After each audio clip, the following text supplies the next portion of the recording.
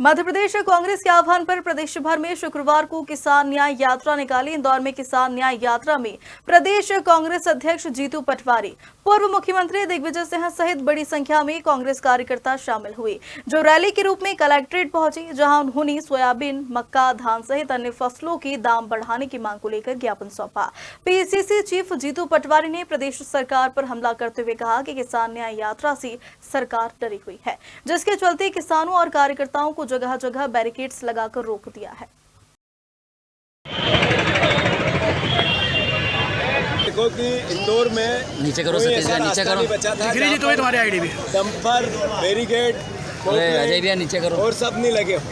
बस मैं मानता हूँ सब दिख गई कि ये सरकार के अंदर चोर है, इसलिए डरी हुई है। अरे मोहन भैया, आपने कहा था शिवराज जी जब मुख्यमंत्री थे कि हम 3100 के धान के दाम 2700 के गेहूं के देंगे। अब मुंह क्यों चुरा रहे हो किसान के बेटे? नीचे कर लो अजय भैया। किसान के बेटे आईडी मत चढ़ाओ। सोयाबीन का मांग करते हैं तो आप ही ने तो कहा था कि हम डबल इनकम करेंगे। इंदौर में भूमि अधिग्रहण का कानून आपने कोलैप्स कर दिया। रोज स्कीम लग रही और करप्शन कर रहे, भूमाफिया हो गई बीजेपी की पूरी सरकार।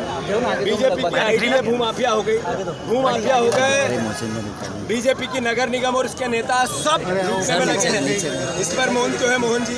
अरे आपने कहा था कि हम डबल इनकम करेंगे किसानों की।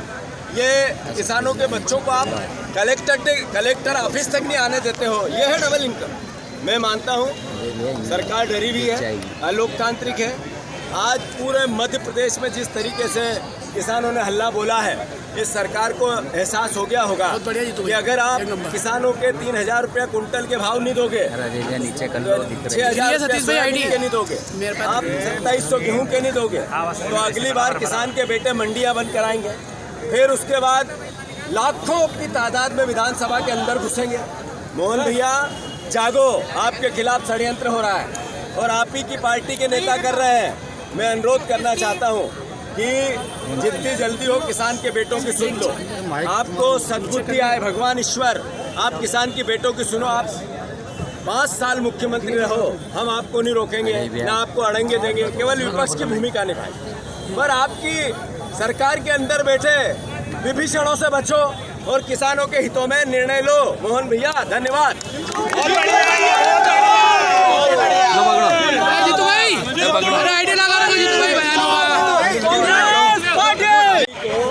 किस तरीके से गालियां दी जा रही है, जान से मारने की धमकियां दी जा रही है। केंद्र की सरकार के मंत्री कर रहे हैं, राज्य की सरकारों के मंत्री और विधायक कर रहे हैं। क्या मैसेज है? नरेंद्र मोदी चुप है, मौन है और देख रहे हैं, गाली दो, मारने की धमकी दो। ये एहसास क्या कराता है?